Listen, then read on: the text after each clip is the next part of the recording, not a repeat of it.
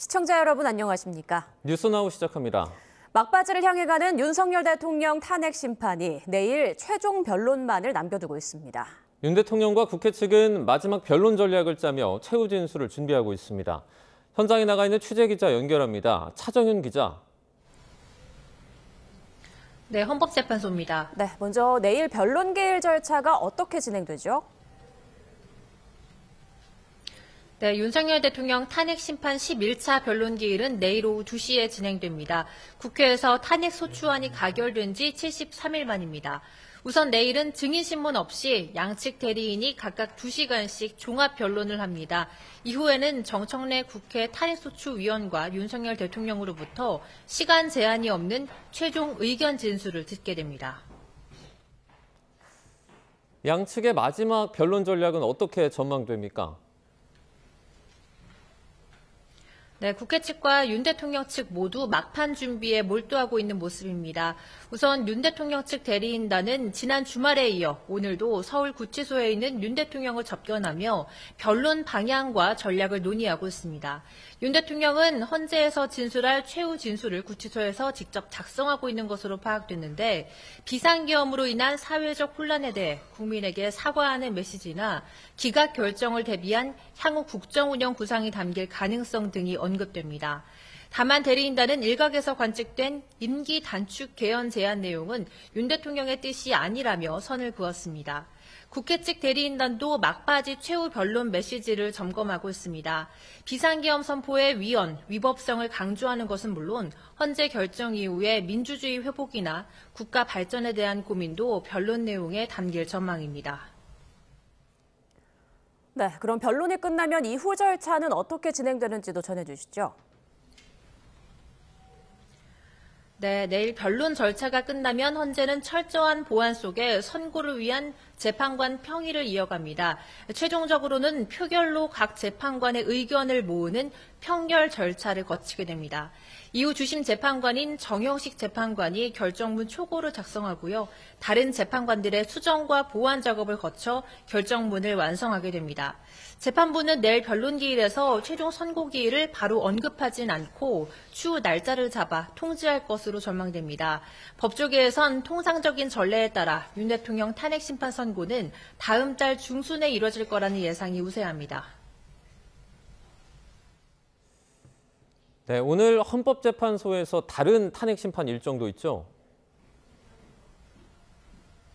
네, 헌법재판소는 오늘 오후 2시 박성재 법무부 장관 탄핵 심판 첫 변론 준비 기일을 진행합니다. 앞서 국회는 지난해 12월 박 장관이 비상계엄 선포 전 국무회의에 참석해 의사결정 과정에 관여했다는 등의 이유로 탄핵 소추를 의결했습니다. 이어 오후 4시 이창수 서울중앙지검장 등 검사 3명에 대한 탄핵 심판 2차 변론 기일이 열리는데요. 이 지검장 등 당사자 신문을 한 뒤 변론을 종결할 예정입니다. 지금까지 헌법재판소에서 YTN 차정은입니다. 정치권도 내일 윤 대통령 탄핵 심판의 마지막 변론 기일을 예의주시하는 분위기입니다.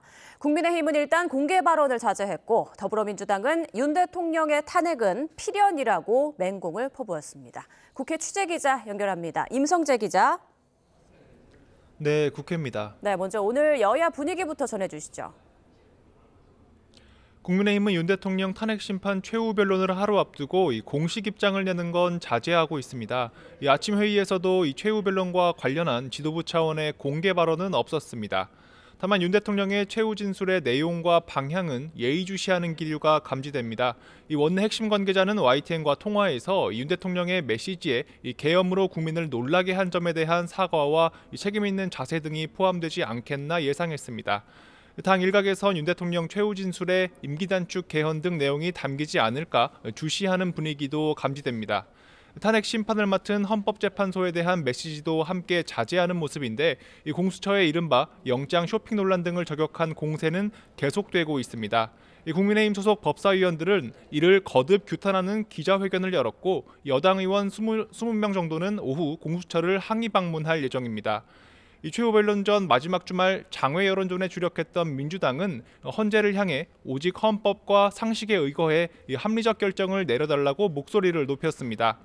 이 박찬대 원내대표는 아침 회의에서 이 합리적 이성과 상식을 기초로 할 때 윤 대통령 파면은 필연이라고 말했습니다.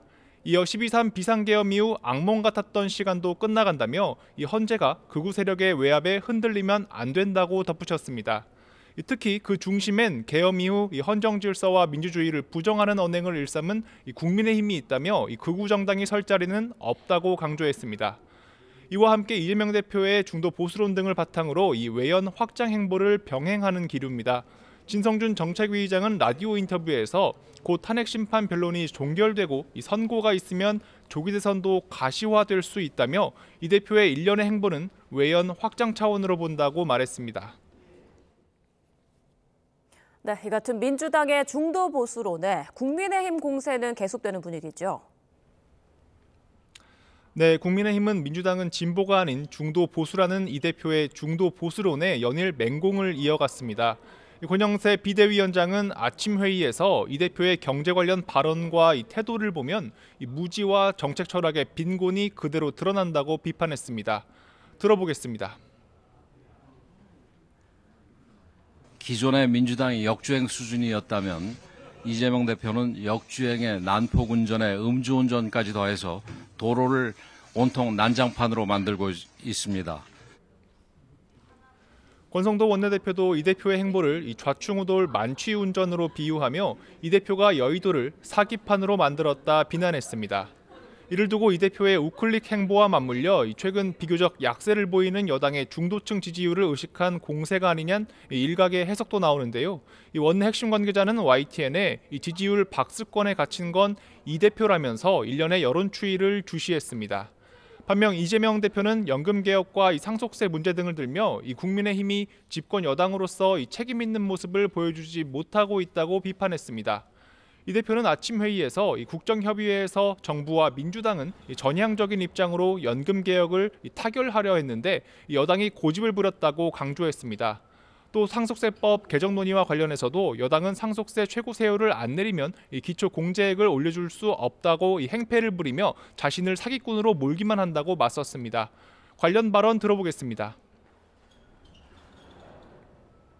국민의 삶을 놓고 하는 정책 토론을 하는데 왜 욕을 해요? 이게 집권 여당이 할 짓입니까? 정말 이해가 안 됩니다. 여당이 중도 보수를 끌어안지 못한다는 판단 아래 연일 정책 드라이브에 나선 거란 해석인데 내부로는 이 당내 비명계를 끌어안는 움직임에도 주력하고 있습니다. 이재명 대표는 오늘 오후에는 김부겸 전 국무총리와 만찬을 갖는데 이 자리에선 당내 통합 방안에 대한 논의가 오갈 것으로 예상됩니다. 지금까지 국회에서 YTN 임성재입니다. 이재명 더불어민주당 대표의 공직선거법 위반 혐의 사건 항소심이 모레 종결 절차를 밟습니다.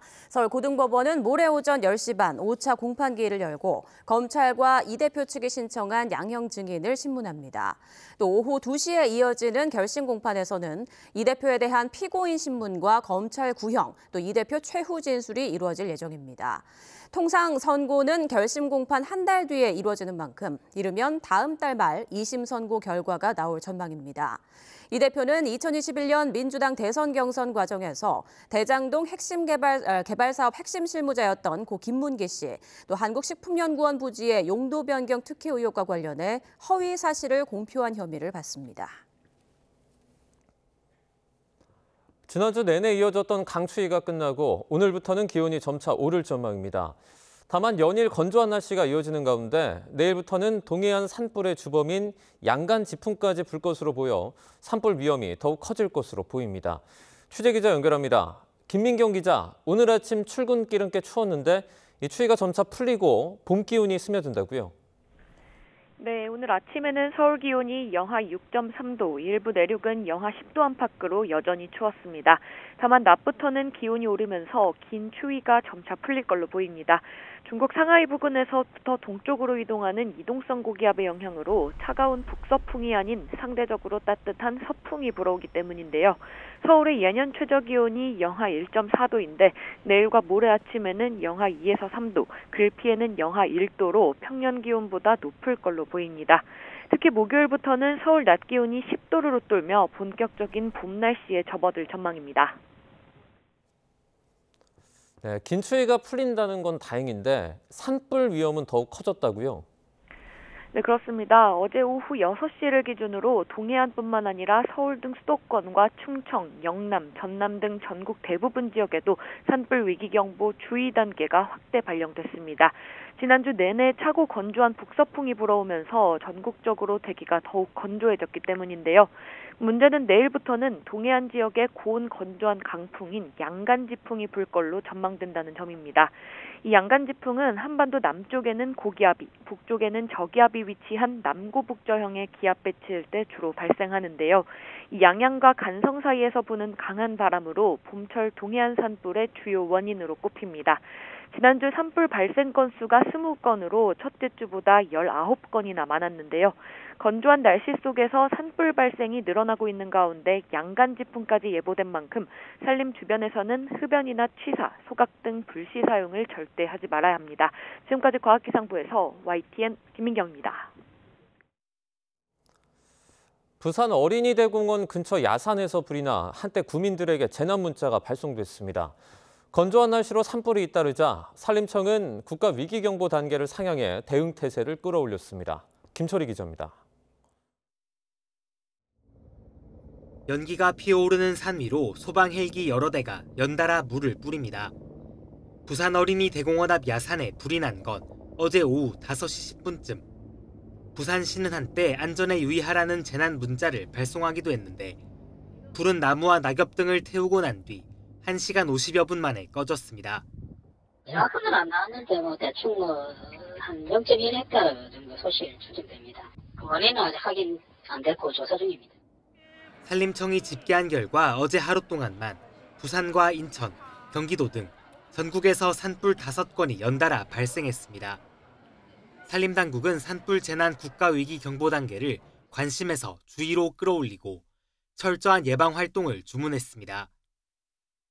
어제 오후 5시 반쯤에는 공영 주차장에 세워져 있던 캠핑용 차량에 불이 났습니다. 다친 사람은 없었지만 차량이 모두 타면서 소방서 추산 980만 원의 재산 피해가 발생했습니다. 소방당국은 차량 내부 전등 배터리에서 불이 시작된 것으로 보고 있습니다. 어젯밤 부산에서 출발해 필리핀으로 향하려던 진에어 항공기에 기체 결함이 발생했습니다. 진에어는 이착륙 제한 시간을 이유로 오늘 아침 대체 항공편을 띄우기로 하고 승객 170여 명을 근처 호텔로 안내했습니다. 해당 항공편은 지난해 8월에도 기체 결함을 이유로 10시간 넘게 운항이 지연됐습니다. YTN 김철입니다.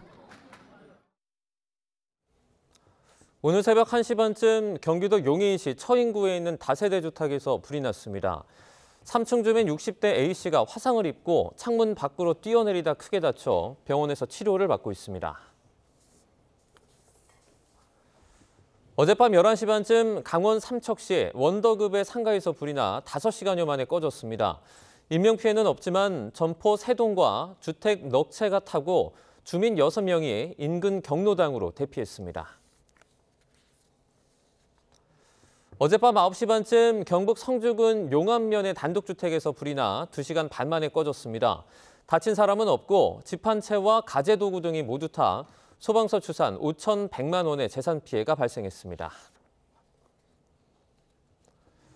어제 오후 4시 20분쯤 충북 음성군 음성읍의 생활용품 제조 공장에서 불이 나 1시간여 만에 꺼졌습니다.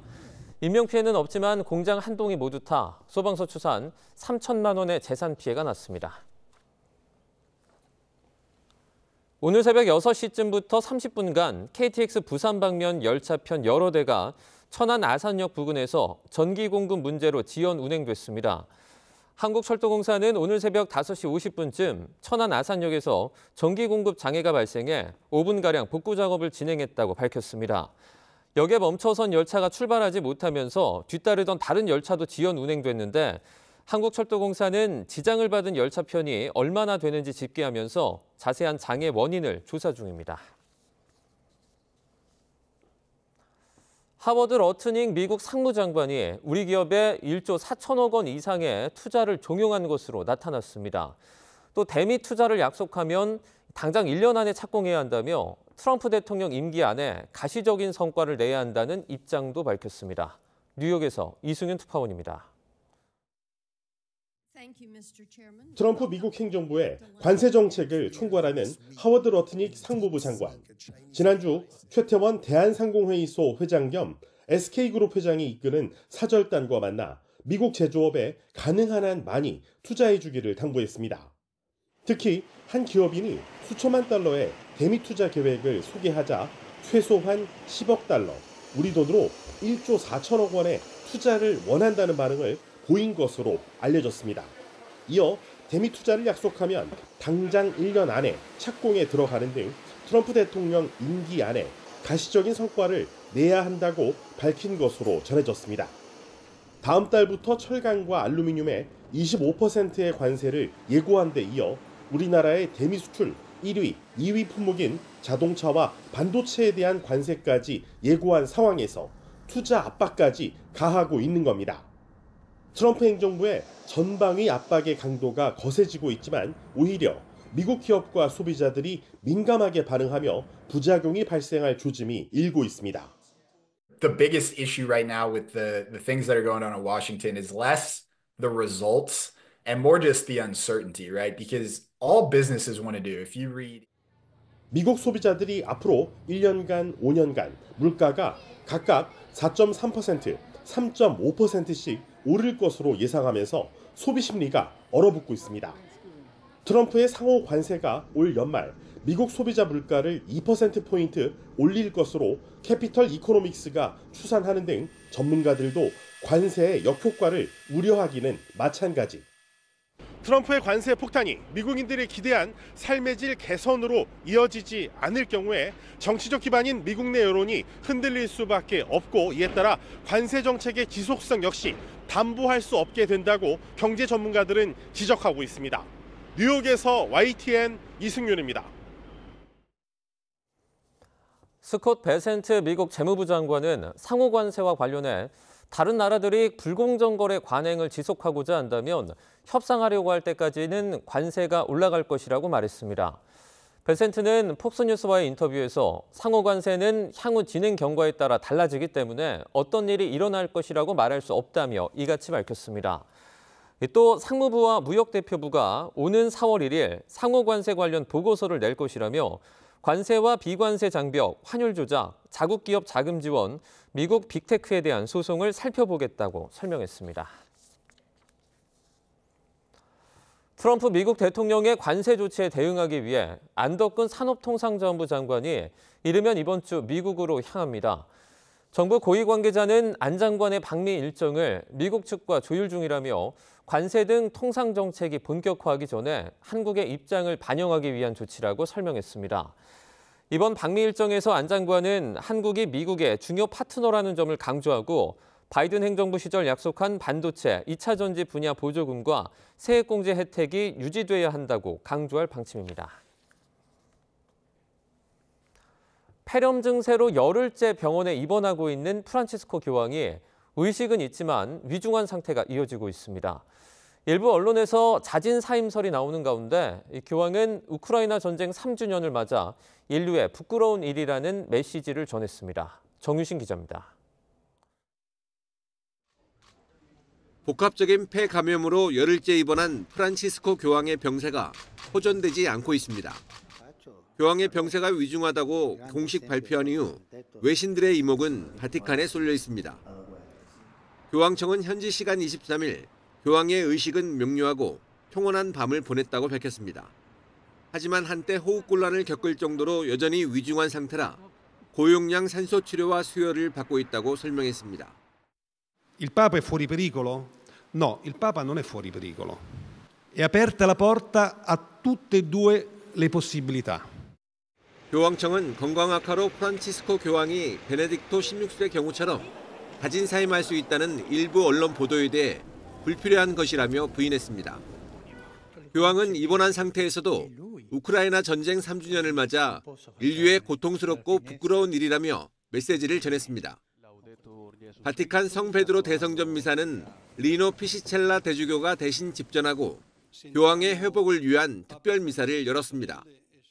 La nostra preghiera perché il Signore lo assista nel momento della prova e della malattia.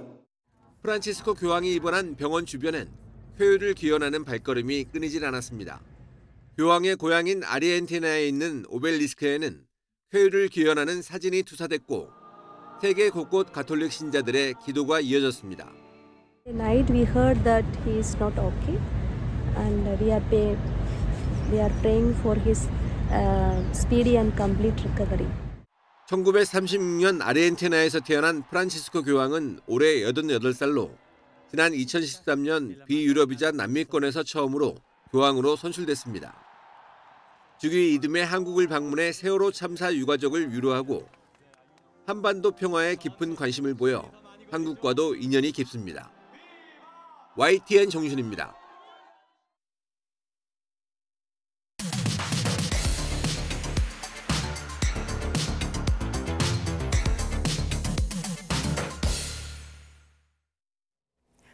각이 살아있는 정치평론 시사정각 시작합니다. 오늘도 각이 서는 두 분 모셨습니다. 윤희석 전 국민의힘 대변인, 서영조 전 더불어민주당 상근 부대변인 나오셨습니다. 안녕하십니까? 네, 안녕하세요.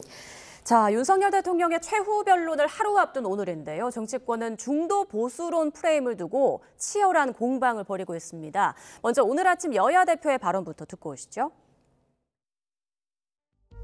기존의 민주당이 역주행 수준이었다면 이재명 대표는 역주행에 난폭운전에 음주운전까지 더해서 도로를 온통 난장판으로 만들고 있습니다. 이재명의 민주당이 대한민국을 어느 낭떠러지로 몰아가는 건지 추측조차 불가능한 지경입니다. 민주당과 이재명 대표가 보수정당의 정책을 베낀다고 해도 성과만 제대로 낼 수 있다면 뭐가 문제겠습니까?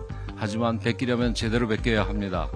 남의 답안지 훔쳐보며 자기 마음에 드는 분만 골라 베끼면 오히려 정답에서 더욱 벗어나게 됩니다. 대통령도 이 21세기 선진 대한민국에서 세상에 영구집권 해보겠다고 군정을 하겠다고 군사 쿠데타를 하지 않나.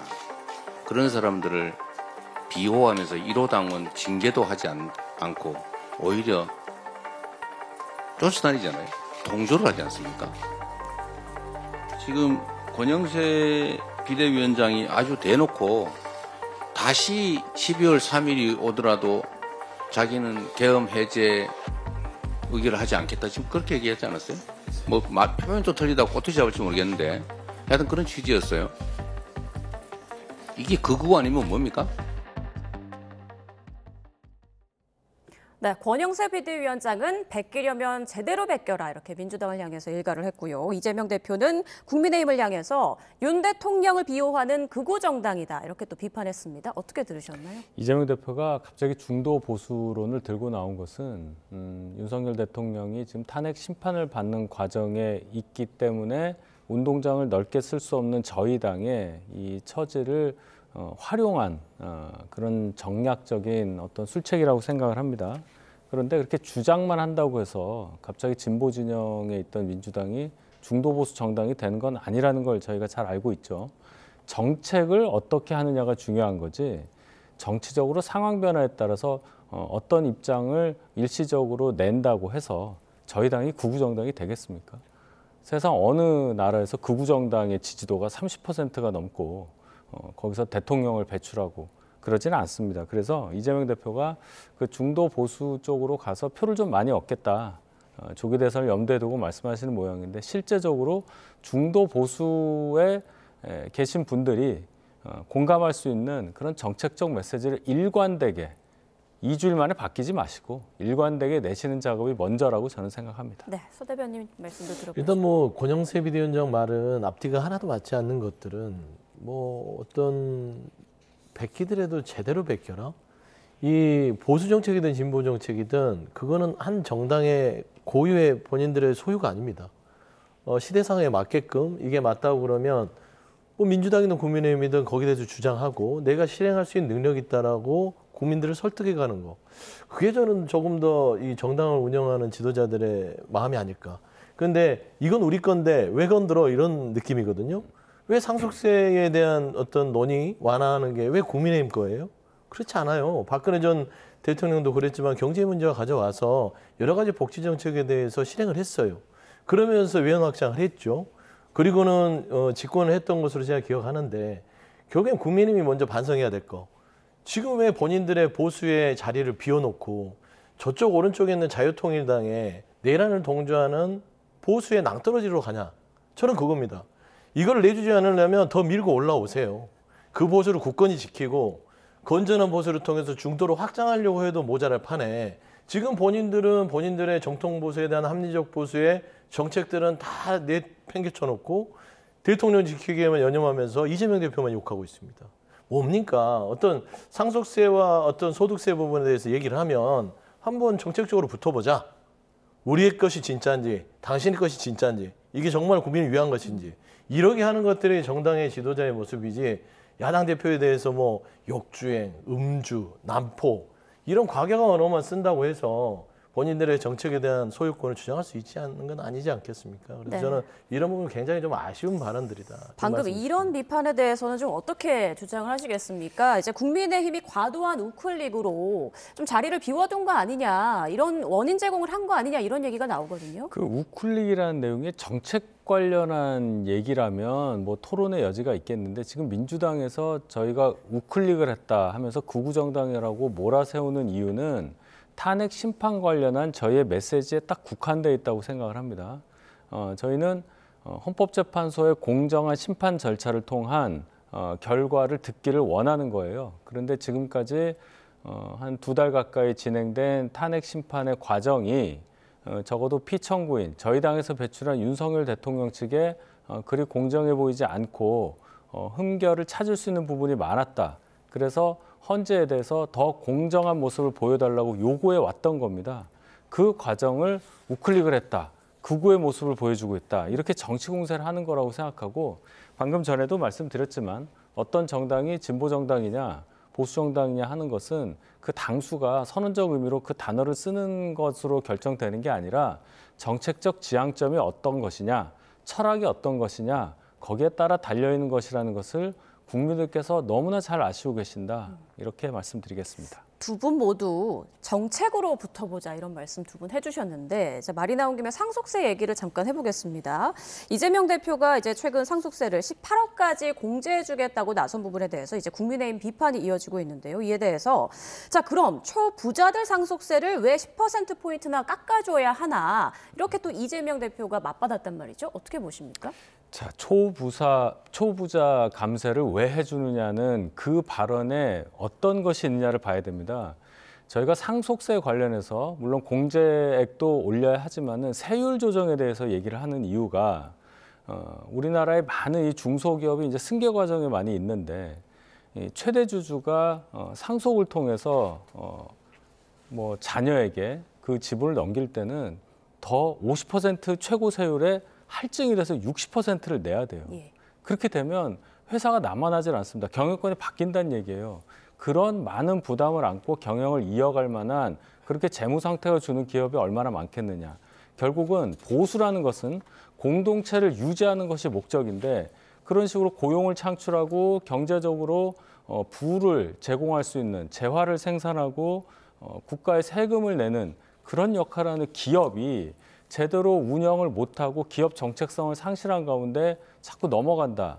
이것이 어떻게 보수의 정체성이 맞겠습니까? 그런데 이재명 대표는 상속세 조정하겠다.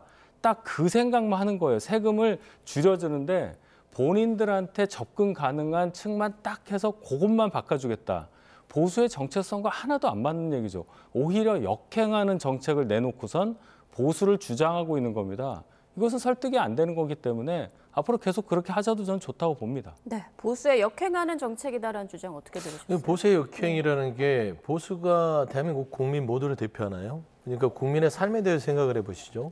상속세라는 부분에 있어서 완화 조건을 얘기했던 건 부동산 상속세에 대해서 얘기한 겁니다. 네. 그러니까 최근에 부동산의 가치가 높아지면서 8억 이상에 대한 상속세를 과도하게 매기는 게 그게 현실적으로 조금 그 국민들한테 다소 이제 고가의 아파트일 수도 있으나 그 정도의 아파트 수준에서 이 상속세 때문에 집을 팔아야 되는 여건까지 된다면 이거는 너무나 좀 가혹하다. 그래서 1주택 보유자에 대해서는 18억까지는 상속세를 완화해서 그들이 이 상속세 때문에 집을 파는 일은 없도록 하자. 물론 이제 그 타겟팅이 뭐 마용성이라고 하죠. 보통 이제 강남을 중심으로 해서 있을 수 있으나 저는 1천억 이상의 자산가가 과연 초고소득의 부자라고 안 할 수 있을까요? 그러니까 이제 기업을 하는 입장에서나 중소기업이나 대기업이나 저는 이 상속세 부분에 있어서는 기업의 지배구조를 바꾸는 게 먼저라고 봐요. 최근에 기업들이 홀딩스 체제로 해서 거기에서의 지분을 가지고 회사를 운영하면서 세금을 적게 내거든요. 그럼 이게 이제 상속세 문제하고는 좀 다른 문제다. 그래서 그 초고소득 부자들에게 대해서는 따로 떼어놓고 지금은 당장 집에 대한 18억 이상에 대해서 상속세 때문에 부담이 되는 분들만 핀셋으로 해서 한번 상속세에 대한 완화를 해보자라는 논의예요. 그래서 일단은 던진 부분들은 이재명 대표의 이런 주장이니 그러면 국민의힘도 그 주장을 갖고 오면 되죠. 1천억 이상도 세금 좀 깎아주라. 왜 거기는 빼고 하냐. 그렇게 따져서 국민들이 봐서 납득할 수 있으면 가는 것이고 그럼 민주당에서도 비슷한 게 들어가겠죠. 기업의 지배구조를 바꿔가면서 그러면 세금을 더 거둘 수 있는 방식으로 지배구조를 개선해보자. 뭐 이렇게도 나올 수 있으니까 저는 앞서 얘기했듯이 그냥 만나지도 않고 서로 간에 비판만 하지 말고 만나서 뭔가 효율적인 그런 생산물을 만들어내는 과정이었으면 좋겠다. 네. 그런 말씀드립니다. 자, 그래서 이재명 대표가 이제 세제 개편안을 놓고 권성동 원내대표를 향해서 공개 토론을 하자 이렇게 제안을 했는데 어제까지만 해도 이제 답할 가치가 없다더니 오늘은 그래 해보자 이렇게 또 선회했단 말이죠. 어떤 생각을 하고 있을까요? 일단 이제 세제와 관련된 이제 특정한 정책을 가지고 토론을 하자고 하는데 그것을 뭐 안 할 이유는 저는 없다고 생각합니다.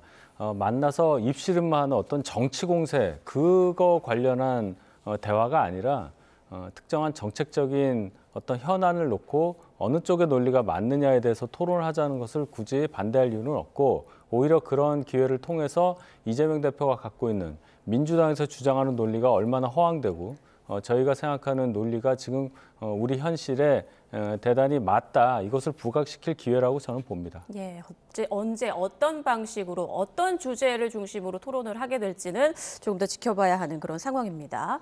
자, 그런데 최근에 이 대표가 이렇게 중도 보수론을 당당하게 외치는 이유 중에 하나가 이번 다가올 대선에 심상정 의원이나 조국 전 대표가 나올 수 없는 상황이어서 더 그런 거 아니냐 또 이런 관측도 있더라고요. 과연 그럴까요? 그러니까 조국 대표나 심상정 대표 같은 경우는 많이 오래되셨죠. 정의당 내에서도 그분이 또 대선 후보를 한다는 확률도 낮잖아요. 근데 조국 대표는 이미 이제 본인의 어떤 처지가 그런 상황이 되셨기 때문에 그걸 고려해서 중도 보수를 하기보다는 전략적 측면이 분명히 있다고 봅니다. 외연 확장을 위한 중원으로의 어떤 진출인데 그걸 나쁘게 볼 필요는 없을 것 같아요. 국민의힘도 어차피 대선을 치러야 될 입장이라면 중도 확장이 필요하잖아요. 그러면 본인들도 그 부분에 대해서 좀 긍정적이고 본인들 자발적인 어떤 정책을 내야지 이재명 대표가 중도 보수로 쭉 나온다고 해서 그거를 비판하는 것들. 그다음에 진보 측은 나올 사람이 없으니까 거기는 다 잡은 물고기다. 그래서 신경 안 쓰는 거 아니냐. 그래서 그 다 잡은 물고기들이 등을 돌릴 수도 있다. 그런 우려들. 그거는 분석과 평론이 가능하나 현재까지는 이재명 대표가 선택한 중도 보수의 전략은 먹히고 있다라는 측면에서는 국민의힘이 분발하셔라 라는 말밖에 드릴 말씀이 없습니다. 네, 이재명 대표의 중도 보수 전략이 먹히고 있다라고 말씀을 해주셨는데요. 오늘 나온 리얼미터 여론조사로 민심을 좀 살펴보겠습니다. 자, 먼저 국민의힘 지지도 그리고 민주당 지지도 함께 볼 텐데요. 정당 지지도가요. 지금 국민의힘은 42.7%, 민주당 41.1% 나왔습니다. 최근 좀 조사 기관에 따라서 엎치락뒤치락 하고 있는 그런 모습이고요. 차기 대선에서 야권에 의한 정권 교체를 희망한다라는 응답과 그리고 여당의 정권 연장을 원한다는 응답이 오차범위 내로 좁혀졌습니다. 45.3, 49% 나왔습니다. 자, 이번 이 여론조사 결과를 좀 어떻게 보고 계신지 먼저 윤 대변인님. 방금 전에 이재명 대표의 중도 보수론이 먹히고 있다고 말씀하셨잖아요. 물론 여론조사가 모든 걸 다 반영하지는 않겠지만 지금 저 여론조사의 숫자만 보면 먹힌 걸로 해석될 여지는 전혀 저는 없다고 생각합니다. 일주일 사이에 추세가 완전히 반대로 꺾였잖아요. 이것은 민주당 멀리 갈 것도 없습니다.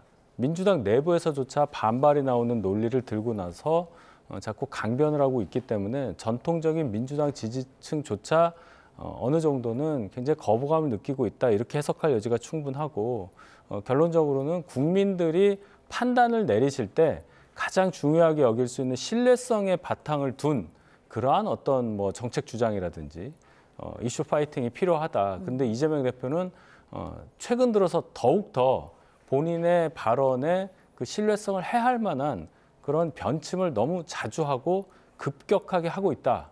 이 지점을 민주당에서 더 무겁게 받아들여야 된다 하는 하나의 여론조사 결과가 아닐까 이렇게 평가하고 싶습니다. 네. 뭐 리얼미터 여론조사에 대해서 뭐 이제 기관을 평가하고 싶지는 않으나 기본적으로 좀 이 민주당에는 좀 보수적으로 나오는 수치들을 일관되게 가지고 있고요. 현재 이제 조사 방식이 무선 ARS 방식입니다. 지금 보수층은 특히나 굉장히 위기에 처해 있고 앞으로 윤석열 대통령의 탄핵에 대한 심판이 불과 한 2주 안에는 나올 것 같아요. 그런 차원에서는 ARS라는 게 전화로 걸려오기 때문에 이 부분은 적극적으로 받는 사람이 아니면 응답을 하지 않습니다.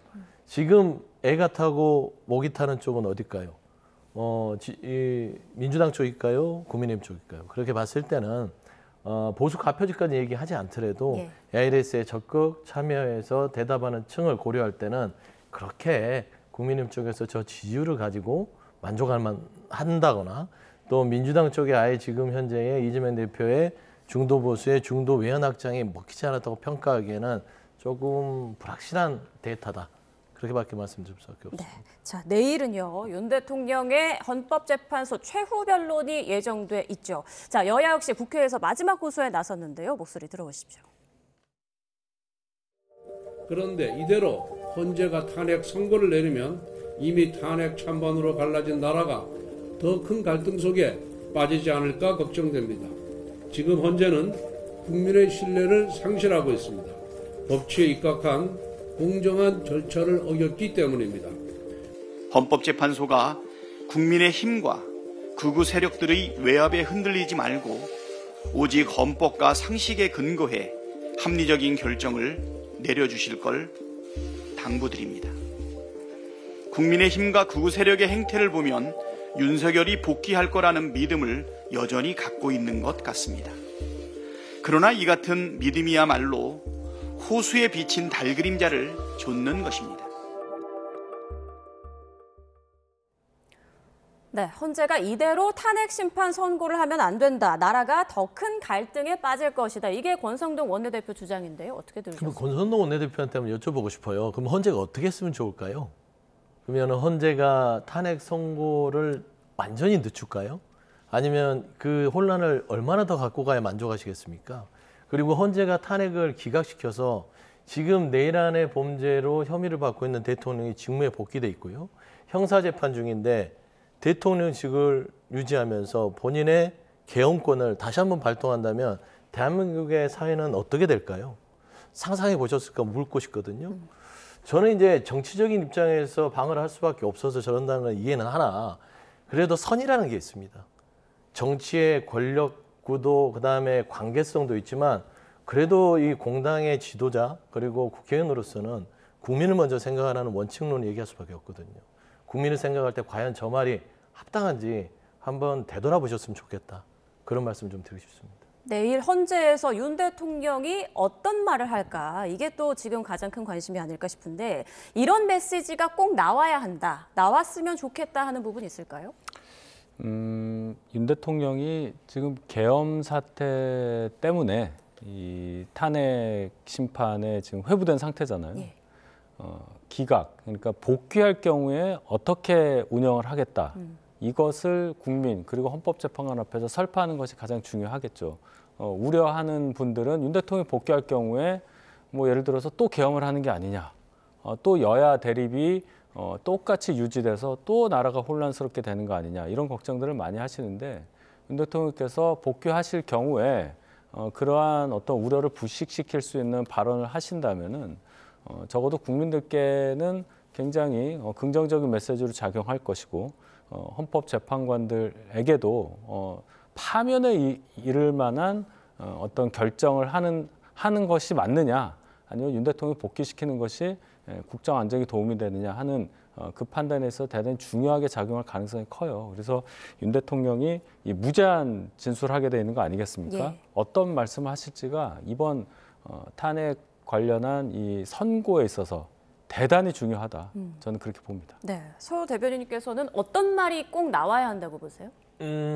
상식적이라면은 벌써 나왔어야 될 문제는 국민 앞에 정말 죄송하고 드릴 말씀이 없다.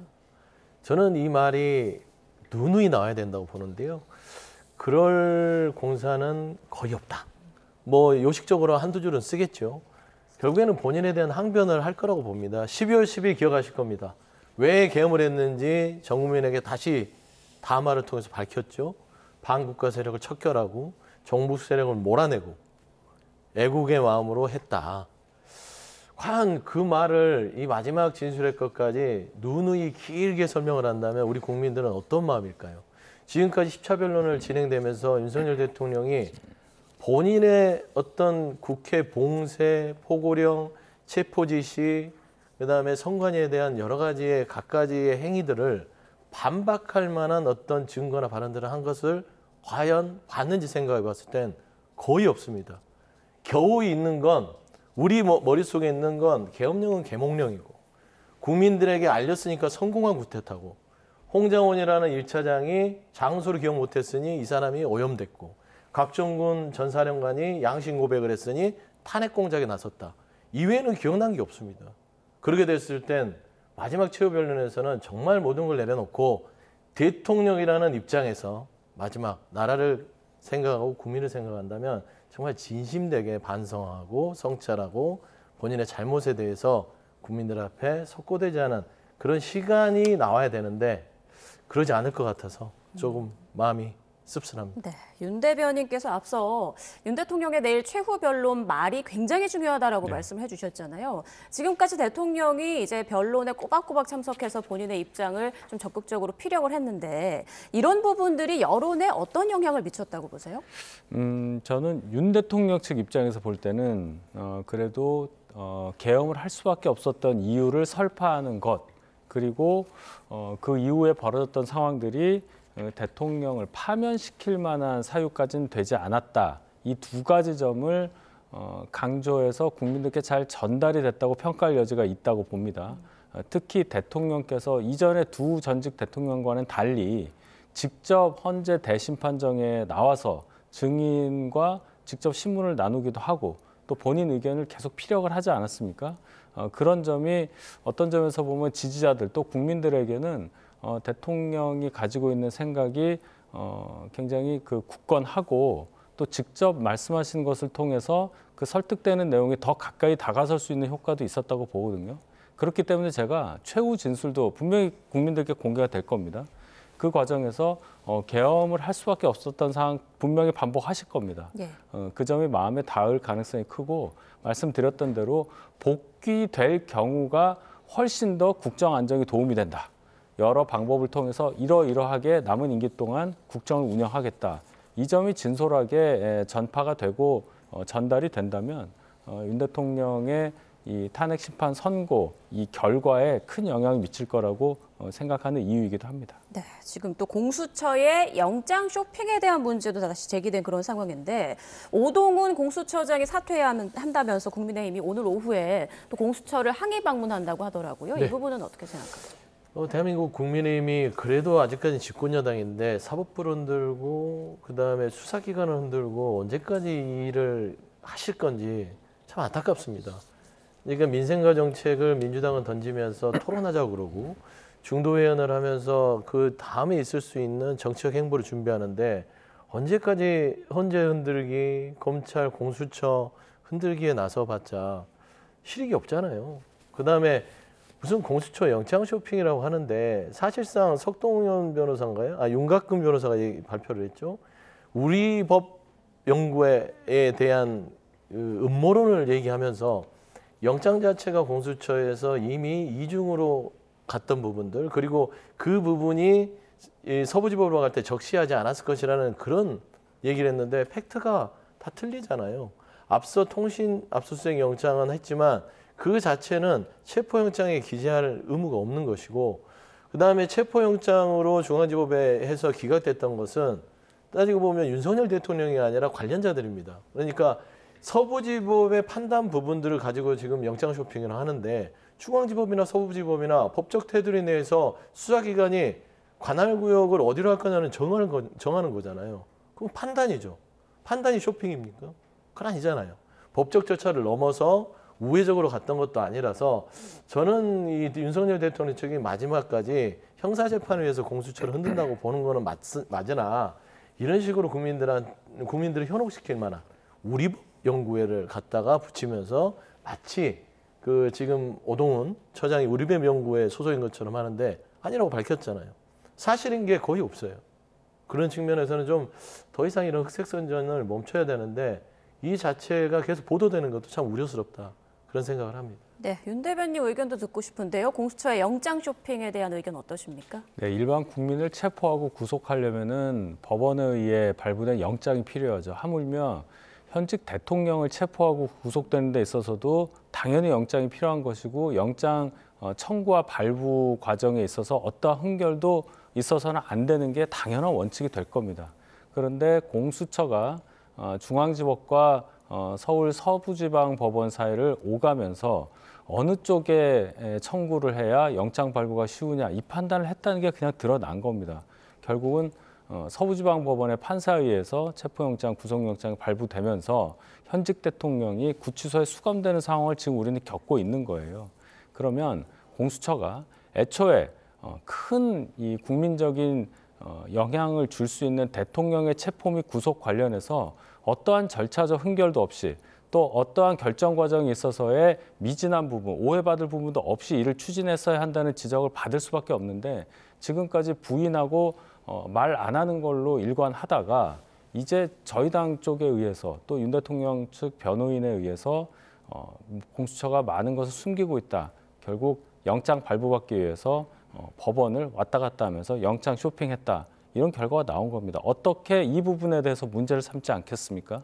공수처에서 아직도 책임 있는 답변을 하지 않는데 지금 이 순간만 모면한다고 해서 공수처와 관련된 이 논란이 가라앉지는 않을 거예요. 대통령에 관련한 일이기 때문입니다.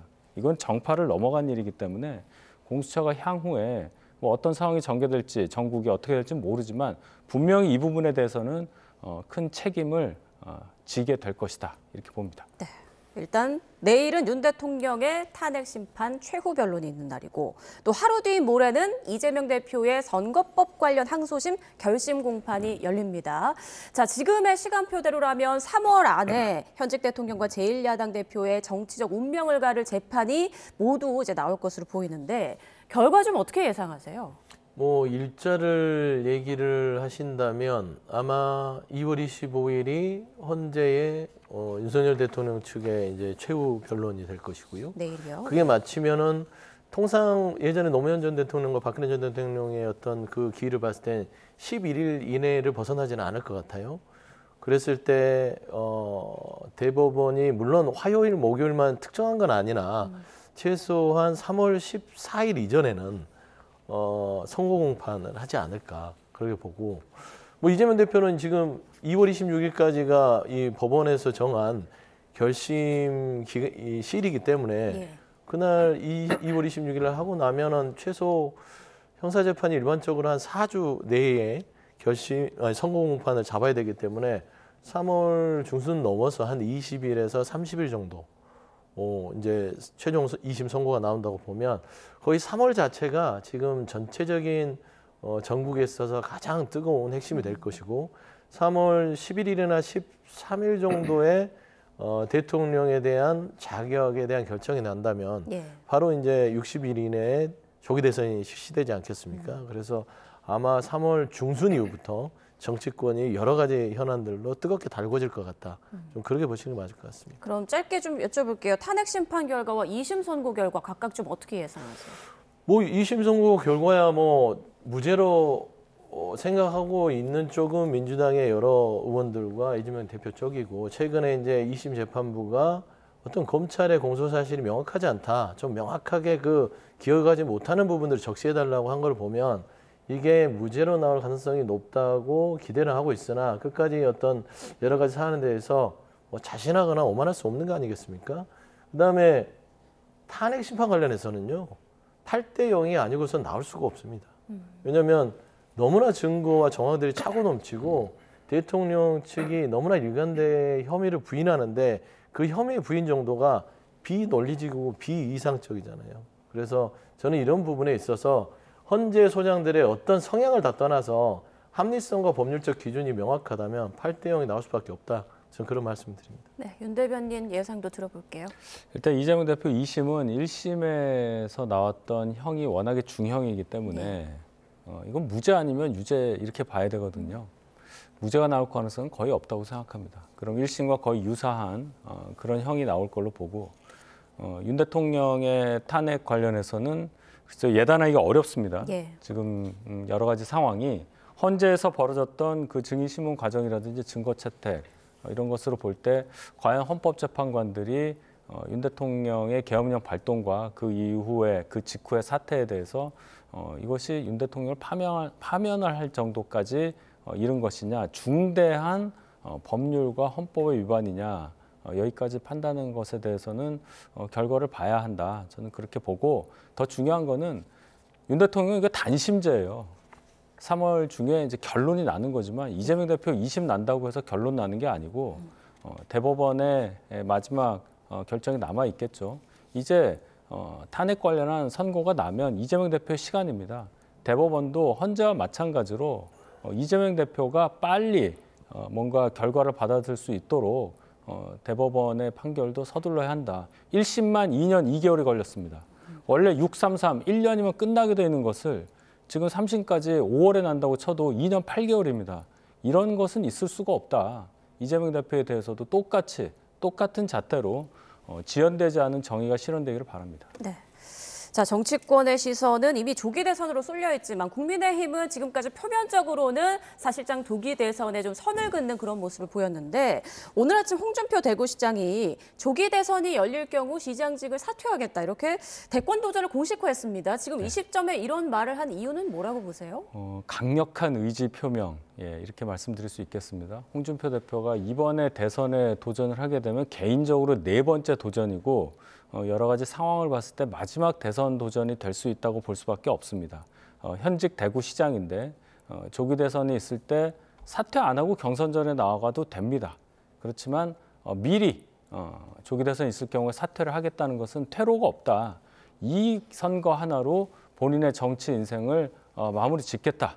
이런 각오를 피력한 것으로 보이고 그만큼 이번 조기 대선에 있을 경우에 이번 대선에 임하는 각오가 남다르다. 지지층에 대한 강력한 호소라고 생각하겠습니다. 네, 지금 여권의 가장 큰 걸림돌은 명태균 씨가 아닐까 싶은데요. 최근 명 씨가 조기 대선이 확정되면 오세훈, 홍준표 시장 고소하겠다 이런 이야기를 하지 않았습니까? 지금 야당 입장에서 볼 때 명태균 게이트가 여권에 미칠 영향 좀 어떻게 보고 계세요? 여권에 미칠 영향은 상당히 그 메가톤급의 폭발력이 있다. 그러니까 때를 기다린 것도 있고 이 탄핵 국면에 있어서 명태균 씨가 잠잠하게 우리 시야에 사라졌었죠.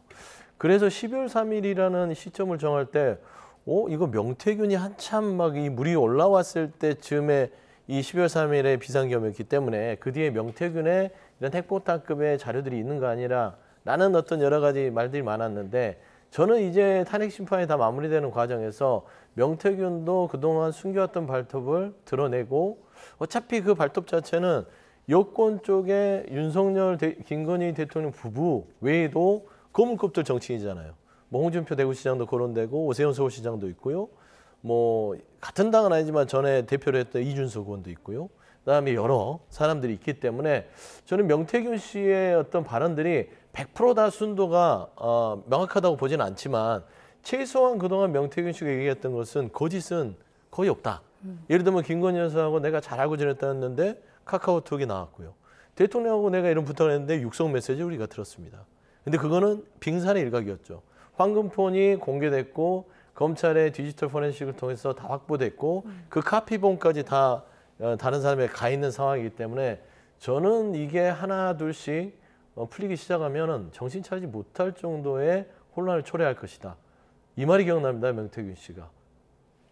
돼지는 잔칫날 잡는 것이다. 저는 그 돼지가 누가 될지 참 궁금하다 그런 말씀드립니다. 네, 자 이런 가운데 오늘 아침 조경태 의원은요. 이번 대선에서 사법 리스크가 없고 명태균 게이트에서 자유로운 후보는 한동훈 전 대표뿐이다 이런 말을 했습니다. 내용 들어보시죠. 이번에 대선에서의 우위를 점할 수 있는 후보는 사법 리스크가 없는 후보, 그리고 비상계엄에 자유로울 수 있는 후보, 명태균 리스크에 자유로울 수 있는 그런 후보, 즉 이 세 가지를 만족시킬 수 있는 공통분모에 있는 후보가 상당히 좀 우위를 점할 수 있다. 저는 그렇게 분석하고 있고요. 많은 합리적인 중도에 있는 합리적인 보수에 있는 분들이 그런 생각을 하고 있을 거라고 생각을 합니다. 그런 의미에서 중앙지검에서 지위 고하를 막론하고 명태균 리스트와 관련된 것은 철저하게 수사해서 한 점의 의혹이 없도록 하는 알겠습니다. 것이 바람직하다. 자, 한동훈 전 대표의 책이 아직 본 판매가 시작되기도 전인데 주간 베스트셀러 1위에 올랐다고 하더라고요. 이건 좀 어떤 걸 의미한다고 보세요? 한동훈 전 대표에 대해서 관심이 아직도 많다고 봐야 되겠죠. 이제 사전 예약 판매만 하고 있는 건데 네. 몇만 부가 이미 예약 판매가 됐다. 베스트셀러 1위다. 이제 이런 보도가 나오는 것은 그만큼 그동안 잠행을 하고 있었던 한동훈 대표의 상황을 궁금해하고 계신 국민들이 많고 앞으로 그럼 정치를 어떻게 할 거냐, 분명히 나오는 게 맞느냐, 이런 대중의 관심이 반영된 결과라고 봅니다. 책을 통해서 정치를 다시 본격적으로 재개한다는 방식이 굉장히 생경하죠. 어떤 면에서 보면은 책, 활자로 인쇄된 정제된 언어로 본인의 생각을 전달하는 것이 한동훈 대표 입장에서는 가장 효과적이고 국민들에게 전파될 수 있는 그 메시지의 어떤 힘을 더 크게 하는 그런 방식이라고 판단했을 가능성이 높아서 책이 이제 내용이 공개된 이후에도 과연 언론 보도라든지 또 그 책을 읽으신 국민들의 반응이 어떨지 그 부분도 상당히 궁금합니다. 네, 명태균 게이트의 반사 이익을 한동훈 전 대표가 좀 받을까 이 부분도 관심이고요. 자, 이런 가운데 그 창원 교도소에 수감되어 있는 명태균 씨를 만나고 온 더불어민주당 박범계 의원, 이제 최근에 또 황금폰이라고 주장하는 실물 사진을 공개했단 말이죠. 이건 의도가 좀 뭐라고 보세요? 일단은 명태균 씨가 등장하는 데 있어서 뭔가 좀 그 화력을 집중해주는 보조자 역할을 하는 거는 맞는 것 같아요. 어차피 민주당 내에서도 지금 현재 조기 대선이 이게 거의 기정사실화 돼 있고요. 그런 차원에서는 국민의힘 내부에 있어서 가장 큰 위크 포인트가 약점이 결국에는 명태균 씨라고 보는 거죠. 그러면 명태균 씨의 황금폰의 사진들 제가 들어보니까 박범계 의원이 직접 찍은 건 아니고 누구를 통해서 제보를 받아서 공개를 했다고 하는데 네. 결국에 황금폰 자체가 여러 가지의 많은 디테일한 증거들을 담고 있습니다. 그게 터지게 되면 누가 가장 큰 피해를 입을지 하는데 앞서 조경태 의원이 얘기했잖아요. 참 재밌지 않습니까? 사법 리스크가 없는 후보, 비상계엄에 자유로울 수 있는 후보, 명태균 리스크에 자유로울 수 있는 그런 후보. 세 가지 충족하는 사람은 한동훈 전 대표밖에 없거든요. 그다음에 김문수 후보를 갖다 놔도 여기에 이제 보면 그 비상계엄에 자유롭지 않잖아요. 윤상현 의원은 두 개 다 자유롭지 않고 저기 오세훈, 홍준표 시장도 그래요. 그래서 지금 현재 이 명태균이라는 이 그 화약고 같은 이 사람이 결국에는 민주당 내에서는 선거 전략으로서는 굉장히 득점 포인트가 되고 국민의힘 내부에서는 혼미한 상황에 그러면 폭탄 돌리기가 될 것이다 라고 봤을 때는 저는 솔직히 민주당 내의 조기 대선의 당내 경선보다는요 국민의힘 내에 대선을 준비하는 주자들의 이 싸움이 훨씬 더 드라마틱하게 전개될 가능성이 높다. 그 이유는 명태균 때문이다. 좀 그런 말씀 드리고 싶습니다. 자, 마지막으로 윤 대변인 말씀 듣고 좀 마무리를 할까 하는데 명태균 게이트가 여권에는 폭탄 돌리기가 될 것이다 라고 말씀해 주셨어요. 지금 여권에서는 이 게이트 어떻게 보고 있나요? 굉장히 좀 당혹스럽죠. 이게 어떤 수사기관의 수사 결과를 공식적으로 발표하는 것도 아니고 명태균 씨 쪽에서 자꾸 뭔가 나오는 것이 저희한테는 좋을 게 하나도 없고 오늘도 명태균 씨 변호인이 라디오에 나와서 여러 가지 말을 했습니다. 확인되지 않은 사실이기 때문에 이것을 반박할 뭐 어떠한 상황이 안 되지 않습니까? 그런데 일방적인 주장만 퍼지다 보니까 저희 당의 유력한 대선 주자들이 굉장히 곤혹스러운 상황에 빠져 있다. 당 전체적으로 봐서 결코 반가운 상황은 아니기 때문에 저희 당에서 준비를 지금 잘 하고 있다. 이 의혹을 해소하기 위해서라도 굉장히 좀 센 반박을 많이 하고 있다. 이런 말씀 드립니다. 알겠습니다. 네, 지금까지 윤희석 전 국민의힘 대변인, 서영주 전 더불어민주당 상근부 대변인과 함께했습니다. 두 분 고맙습니다. 네.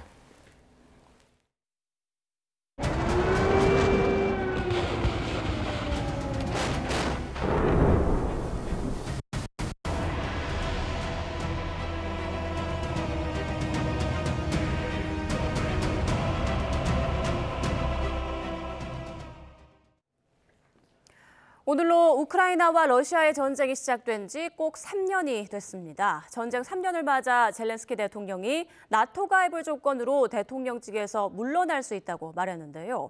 트럼프 미국 대통령이 우크라이나를 배제한 종전 협상을 추진하자 반격에 나선 건데 미러 양국은 정상회담에도 속도를 내면서 우크라이나를 더 압박하고 있습니다. 워싱턴에서 홍상희 특파원입니다.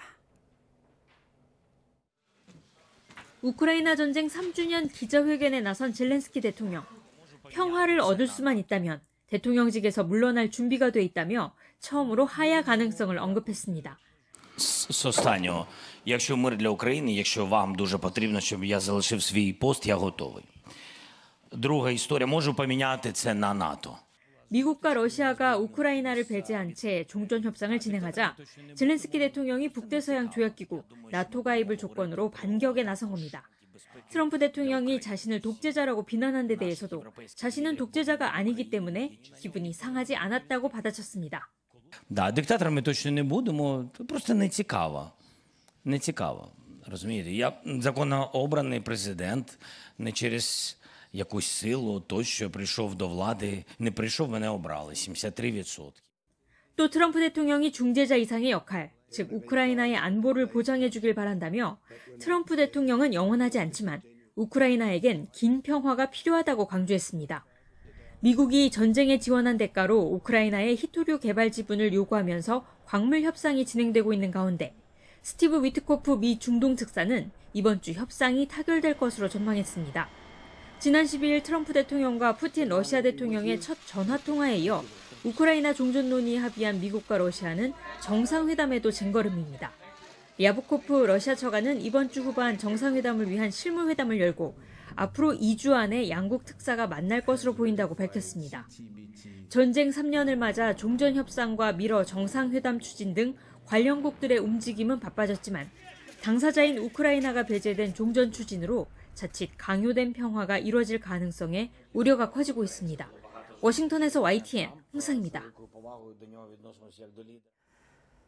유럽연합 EU가 미국 러시아 주도 우크라이나 종전 협상에서 패싱당할 수 있다는 우려 속에 긴급 정상회의를 엽니다.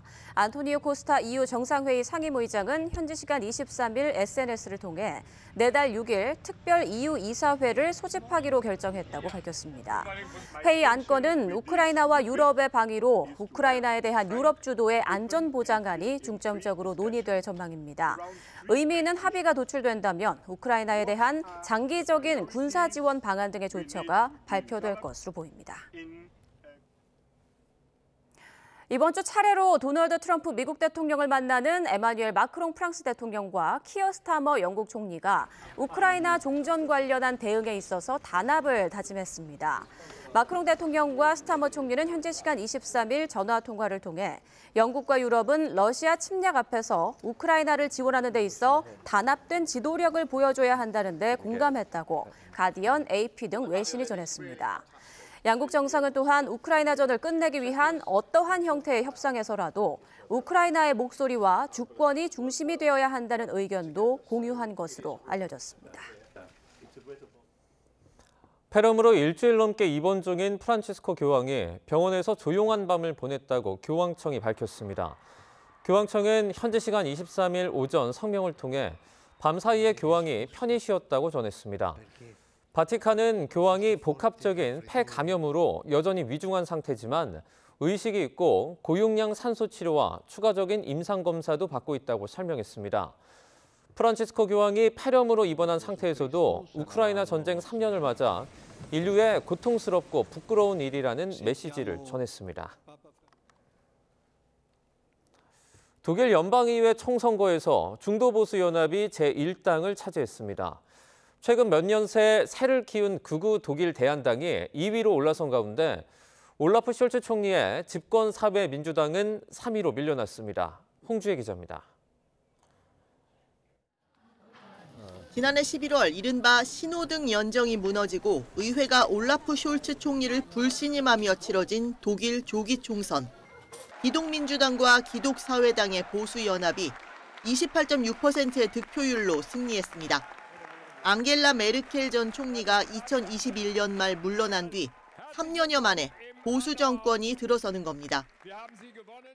Deutschland wird wieder zuverlässig regiert. Und dafür steht die Union, dafür stehen wir und dafür stehe ich auch ganz persönlich. 반이민 정서를 부추기며 최근 몇 년 새 급성장한 극우 독일 대안당은 제2당에 올랐습니다. Unsere Hand wird immer ausgestreckt sein für eine Regierungsbeteiligung, den Willen des Volkes, den Willen Deutschlands. 반면 집권 사회민주당은 초라한 성적표를 받아들였습니다. Dass in diesem Land eine extrem rechte Partei wie die AfD solche Wahlergebnisse bekommt, das darf niemals etwas sein, mit dem wir uns abfinden werden. 난민 정책이 총선 승패를 갈랐다는 분석이 지배적인데 이제 관심은 기민당과 기사당 연합 그리고 3인당의 좌우 대연정 성사 여부에 쏠립니다. 다음 총리로 유력한 메르츠 기민당 대표는 독일 대안당과는 손잡지 않겠다고 공언해왔습니다. 이런 가운데 트럼프 미국 대통령은 독일에서 보수 정당 승리가 예상된다며 독일과 미국의 굉장한 날이라고 축하했습니다. 앞서 트럼프 행정부의 실세 일론 머스크가 독일 대안당을 노골적으로 지원한 데 이어 벤스 부통령도 바이델 대표에게 힘을 실었습니다. YTN 홍주혜입니다. 가자지구 휴전 이후 요르단강 서안에서 군사작전을 강화해온 이스라엘군이 아예 내년까지 팔레스타인 난민 캠프에 주둔하겠다고 밝혔습니다. 이스라엘군이 요르단강 서안에 탱크까지 몰고 들어간 건 23년 만입니다. 신웅진 기자입니다. 이스라엘 탱크가 현지 시간 23일 요르단강 서안 북부 지역인 제닌으로 진격했습니다. 이곳에 이스라엘 탱크가 배치된 것은 팔레스타인 봉기를 진압했던 2002년 이후 처음입니다. 이스라엘 카츠 이스라엘 국방장관은 서안의 모든 난민 캠프에서 테러를 막기 위해 활동의 강도를 높이라고 군에 명령했습니다.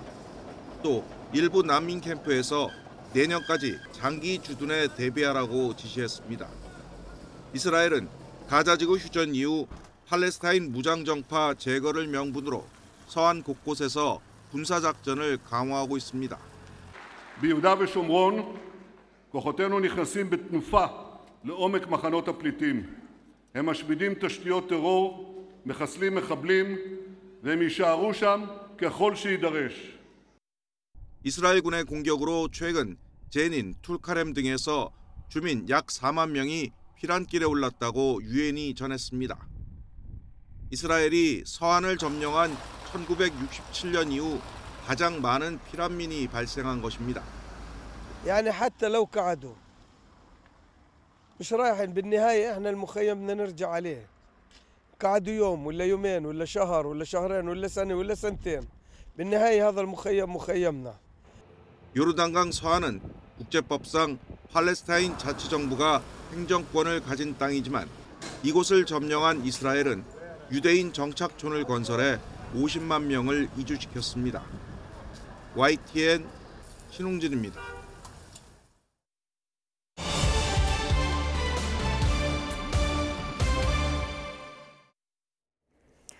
윤 대통령 탄핵 심판 변론 종결을 하루 앞둔 가운데 대통령 측과 국회 측이 지난 주말 사이 최종 의견 진술을 준비했습니다. 재판부는 당사자인 윤 대통령의 발언 시간에 제한을 두지 않을 전망인데 양측이 어떤 전략을 펼칠지 관심이 쏠립니다. 자세한 내용 김광삼 변호사와 함께 짚어보겠습니다. 안녕하십니까? 네, 안녕하세요. 네, 먼저 내일 최후 변론 좀 어떻게 진행이 되나요? 일단 뭐 내일 그렇게 이제까지 증거 조사를 지금 다 끝났잖아요. 예. 네. 그래서 일단 피고인의 대리인들 둘이 2시간씩 최후 변론을 하게 돼 있고요. 그다음에 이제 피청구인과 청구인이 이제 국회 측이니까 예. 정청래 법사위원장 그리고 피청구인 이제 대통령 이렇게 해서 최후 진술을 하는 거죠. 그런데 일반적으로 이제 법정에서 최후 진술은 그렇게 길지는 않습니다. 네. 더군다나 검찰 같은 경우는 그냥 구형하고 끝나고, 예를 들어 이제 탄핵 심판 같으면 탄핵 소추를 인용해달라 뭐 이 정도 하고, 그다음에 뭐 최후 진술은 이제 자기가 어떤 억울한 점 이제 그런 걸 얘기하는데, 이 사건 자체는 이제 내란과 관련된 비상기업의 헌법과 법률 위반이긴 한데, 국무회의 심의서부터 그 끝까지, 그리고 이제 실체적 요건과 절차적 요건 이제 이런 것들이 굉장히 서로 공방이 많이 있었기 때문에 이제 그런 부분에 대해서 대통령이 아마 많은 얘기를 할 가능성도 있다 이렇게 봅니다. 네. 재판부가 이제 당사자인 윤 대통령의 발언 시간에는 시간 제한을 두지 않겠다라고 말을 했는데, 이렇게 한 이유가 있습니까? 일반적으로 시간 제한을 두지 않죠. 그런데 네. 이제 헌재에서 탄핵 심판을 하면서 어떤 피고인의 방어권 얘기가 굉장히 많이 나왔죠. 그런데 네. 헌재 입장에서는 어쨌든 간에 이번 탄핵 심판을 좀 국가 어떤 국정 운영이랄지 이제 국정 마비 이런 부분이 관계돼 있으니까 탄핵 심판을 좀 빨리 끝내려는 그런 뭐 방향성을 가지고 갔어요. 네. 그러면서 중간에 피청구인이 윤 대통령 측에서 많은 컴플레인, 불만을 많이 표출했고 또 그에 대해서 이제 논란이 좀 많이 있었어요. 그래서 아마 내일 탄핵 심판은 어차피 이제 마지막이기 때문에 네. 대통령이 뭐 어떤 얘기를 하든지 간에 이제 끝까지 들어주겠다 이제 그런 취지라고 보면 됩니다. 더군다나 지난번 증거조사할 때 이제 증인신문할 때도 중간에 끼어들지 못하게 했고, 끝나고 나서 뭐 최종적으로 의견만 진술하게 했잖아요. 네. 그래서 이제 어차피 뭐 길게 얘기해도 사실은 뭐 2-3시간, 3-4시간 가기는 어렵거든요. 네. 그래서 이것까지 뭐 제한할 필요는 없다. 이렇게 아마 헌법재판소에서 판단을 했다. 이렇게 볼 수 있어요. 네. 평소 이제 윤 대통령의 스타일로 봤을 때 좀 굉장히 길게 하지 않을까 이런 관측도 있는데요. 이렇게 긴 변론, 긴 진술이 결과에 도움이 될까요? 어떻게 보세요? 일단요, 그 어떤 법률적인 측면은 네. 대리인들이 얘기를 할 거예요. 그래서 변론을 한 2시간 정도 잡아놨으니까 이제 거기에서 대부분 다 했기 때문에 이제 대통령이 법률적인 거 관련해서 과연 오래 얘기할 수 있을지, 왜냐면 이제 중복이 되는 거잖아요. 물론 이제 강조를 하기 위해서 한번 중복되게 본인이 최후 진술을 하긴 하겠죠. 그런데 일단 이제 탄핵 심판 자체는 일반 형사 재판과 틀려서 정치적 성격을 가지고 있거든요. 예. 그러면 대통령 입장에서는 최후 진술에서 자신이 국민에게 보낸 어떤 메시지 뭐 이런 것들도 충분히 얘기할 수 있다고 보는데, 사실 우리가 일반적인 뭐 탄핵 심판도 마찬가지고 그다음에 형사 재판도 마찬가지고 본인들의 어떤 주장한 내용 자체가 사실은 그렇게 뭐 처음 재판 진행 과정은 중요하죠. 그리고 본인들이 주장한 내용에 증거가 있으면 힘을 받을 수 있지만 그냥 뭐 많이 한다고 해서 이게 뭐 재판에 유리하고 불리하고 그렇진 않아요. 네. 그렇지만 뭐 탄핵 소추된 피청구인 입장에서 보면 이제 할 말은 다 하고 싶겠죠. 왜냐하면 할 말을 다 할 수 있는 기회가 없는 것이고, 예. 더군다나 탄핵 심판 법정은 결국 영상을 통해서 공개가 되는 거잖아요. 그러니까 대통령이 됐건 아니면 변호인이 됐든 간에 할 수 있는 일을 다 해서 국민들이 전파되기를 바랄 거예요. 그러다 보면 내일 어떤 진행은 좀 길어질 수도 있다 이렇게 봅니다. 네. 윤 대통령 탄핵 심판 이제 최종 진술을 놔두고 있습니다. 막판인데 이제 윤 대통령 측의 전략은 좀 어떻게 저희가 예상할 수 있을까요? 뭐 윤 대통령 전략은 뭐 처음부터 지금까지 다 똑같은 거죠. 네. 일단 가장 중요한 비상계엄의 실체적 요건, 비상 사퇴했느냐 여부, 이거에 대해서는 뭐 하이브리드전 이야기도 했었고요. 네. 그래서 물리적인 어떤 충돌의 가능성뿐만 아니라 어떤 공작이랄지 사이버 이런 것도 비상사태로 볼 수 있다. 그리고 그동안 야당의 어떤 행태로 인해서 국정이 마비되고 국정을 운영할 수 없을 정도에 이르렀으면 이건 뭐 비상사태다 이런 주장을 하는 거죠. 그래서 비상사태의 어떤 실질적 요건이 있었기 때문에 비상사태를 선포했다는 거고, 네. 그다음에 절차에 관해서도 국무회의가 있었느냐 없었느냐에 대해서 좀 논란이 많이 있잖아요. 이제 그 부분도 사실은 실질적인 요건을 갖추었다. 이제 이런 부분. 그다음에 이제 좀 깊게 들어가면 그럼 체포제를 운영했느냐 안 했느냐 이것은 이제 국회와 관련된 부분 아니에요. 그 체포제 운영을 하지 않았다고 계속 주장을 하고 있기 때문에 네. 뭐 이런 부분, 그다음에 이제 선관위와 관련된 부분, 그다음에 또 가장 또 중요하게 주장했던 부분이 부정선거였잖아요. 이제 부정선거에 관해서도 상세하게 주장을 할 가능성이 크다 이렇게 봅니다. 네. 네. 앞서 변호사님께서 윤 대통령이 이제 내일 최후 진술을 할 때 본인의 입장이 이제 국민들에게 전파되길 바랄 것이다 이런 말씀해 주셨잖아요. 네. 이런 부분을 봤을 때 어떤 점을 좀 강조할 거라고 보세요? 그래서 본인은 이제 메시지 정치를 이제까지 저는 했다고 봐요. 예. 그러니까 뭐 비상계엄 이후에 그래서 사실 거기에 이제 보수층이랄지 일부 국민들은 호응을 많이 했었죠.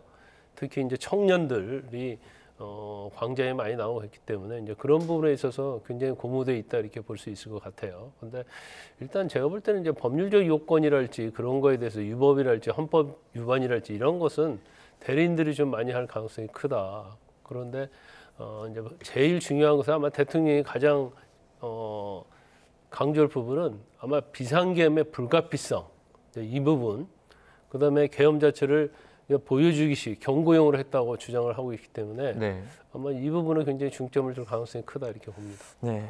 일각에서는 뭐 최후 진술에서 윤 대통령이 개헌을 언급할 수도 있다 이런 말도 나왔는데 일단 대변인 측에서는 이걸 그런 적은 없다 일축하는 모습을 보였어요.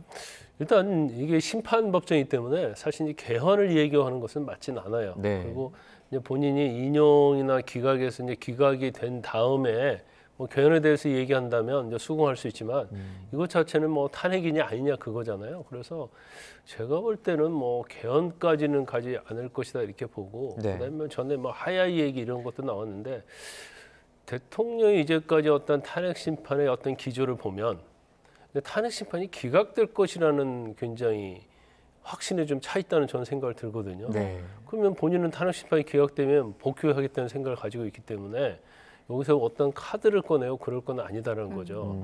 그리고 이제 모르겠어요. 뭐 인용될 가능성에 대해서도 염두를 두고 있는지 모르겠지만 그렇다고 한다면 내일 최후 진술을 할 때 대통령이 하는 얘기를 들어보면 기각과 인용에서 어떤 부분에서 방점을 두고 있는지 이제 그것도 저희가 아마 최후 진술에서 가늠해 볼 수 있다고 봐요. 네. 뭐 최근 여론조사를 보면 대통령 파면에 창성한다는 여론이 우세한 상황인데 이런 여론이 헌재 선고에 영향을 미칩니까? 어떻습니까? 거의 영향은 안 줄 거예요. 예. 일단 헌재 자체가 이제 초기에 특히 비상계엄 초기에는 여론 자체가 뭐 비상계엄 관련해서 탄핵을 해야 한다는 여론이 엄청 높았잖아요. 근데 중간에 여러 가지 이제 논란이 있으면서 그 여론이 상당히 좀 낮아졌단 말이에요. 근데 또 지금 변론 종결에 거의 앞서니까 또 뭐 탄핵에 찬성 여론이 조금 앞서가는 이제 그런 경우가 생기고 있어요. 이제 그렇기 때문에 이게 뭐 압도적으로 뭐 한 뭐 90% 뭐 국민의 이제 그렇다고 한다면 헌재는 정치적 재판이라고 그랬잖아요. 예. 그럼 영향을 받을 수 있겠죠. 그렇지만 이게 뭐 50대 50이랄지 아니면 뭐 아주 뭐 굉장히 압도적이랄지 그런 경우 아니면 영향을 안 받는데 설사 압도적으로 탄핵에 반대한다는 여론이 있다 하더라도 이제 헌법과 법률 위반에 관한 비상계엄이 뭐 탄핵수치 요건에 해당되느냐 안 되느냐 이제 그 부분을 엄격하게 보죠. 뭐 영향은 조금 받을 수 있겠지만 근데 지금 상황은 제가 볼 때는 영향 받을 가능성은 거의 제로다 이렇게 봅니다. 네. 앞서 탄핵 관련 쟁점들을 조금 언급을 해주셨는데 그러면 뭐 국무회의 성립 요건이라든지 체포조 운영이라든지 이 탄핵 심판관들이 보는 가장 큰 쟁점은 좀 뭐가 될 거라고 보십니까? 근데 아까 말씀드린 그런 거예요. 국무회의 요건 이건 절차적인 거거든요. 네네. 근데 만약에 절차적 요건에서 국무회의에서 제대로 계엄이 심의가 안 이루어졌다. 그러면 바로 계엄은 헌법과 법률 위반이 돼버리는 거죠. 그 다음에 국무회의 심의가 뭐 실질적으로 이루어졌다고 판단을 한다고 하면 그 다음에 이제 헌법 법률 위반이냐는 이제 거기에 대해서 그때부터 이제 판단을 하는 거거든요. 헌법 법률 위반이 되냐 안 되냐는 결국 제가 아까 말씀드린 것처럼 우리나라가 계엄을 선포할 정도의 비상사태였느냐 그렇지 않느냐 이제 그 부분을 판단하게 되는 거죠. 그래서 그 안에도 깊게 들어가면 그런 상황이 아니었음에도 불구하고 뭐 체포조를 운영했다랄지 국회를 장악하려고 했다랄지 이제 이런 내용이 나오게 되면 결과적으로는 이제 완벽하게 비상계엄 헌법법률 위반이 되기 때문에 지금 우리가 다루는 뭐 체포조 운영이랄지 여러 가지 그런 것들은 이제 세세한 거거든요. 그래서 그 전에 비상계엄이 유언 유법인 것이 전제가 된다 하면 사실 이제 체포조가 운영을 안 했다 하더라도 네. 뭐 국회 뭐 봉쇄를 갔다던가 이제 그런 내용이 있었으면 또 헌법법률 위반이 되는 거예요. 그런데 이제 체포조 운영인 같은 거랄지 그다음에 뭐 끄집어 내라 이런 내용은 사실은 굉장히 자극적이고 이런 내용이 인정되면 비상계엄의 유법성을 더욱더 이제 강화시키는 그렇게 볼 수 있죠. 네. 지난 변론들에서 재판관들이 아주 핵심을 파고드는 질문을 던지기도 했는데 내일 최종 변론에서도 재판관들이 질문도 하고 그럴까요? 내일은 질문하지 않을 거예요. 일단 뭐 일방적으로 양측 대리인으로부터 주장하는 바를 듣고 그다음에 이제 대통령이랄지 법사위원장 이 얘기를 듣는 자리거든요. 그래서 경우의 뜻은 이럴 수 있죠. 너무 얼토당토 않는 주장을 한다랄지 아니면 이제까지 재판 과정에서 약간 불분명한 부분이 있어요. 그런 부분에 대해서는 대리인이나 뭐 대통령, 국회 측에 뭐 전에 이런 거 있었는데 거기에 대해서 어떻게 생각하느냐 그 정도는 할 수 있겠지만 내일은 이제 대부분은 헌법재판관이 직접 나서서 뭐 신문을 한다거나 물어본다거나 이제 그런 재판은 아닙니다. 네. 국회 측은 정청래 법사위원장, 이 탄핵소추위원장입니다. 발언을 한다고 하는데 정청래 위원장은 어떤 부분을 좀 강조할까요?